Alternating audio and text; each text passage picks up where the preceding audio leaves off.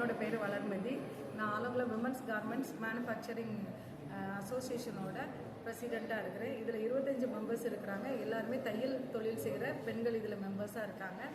இது மூலமாக எல்லாரோட வாழ்வாதாரமும் மேம்படும்படியாக, அதாவது தையல் தொழில் செய்கிறவங்களோட வாழ்வாதாரம் மேம்படும்படியாக இந்த திட்டத்தில் நாங்கள் மைக்ரோ கிளஸ்டர் டெவலப்மெண்ட் ப்ரோக்ராமுக்கு கீழே 1 கோடி ரூபாய் மதிப்பிலான எம்ப்ராய்டிங் இயந்திரங்கள் அண்டு தையல் இயந்திரங்களை நாங்கள் தமிழக அரசிட்டிருந்து நாங்கள் பெற்றிருக்கிறோம்.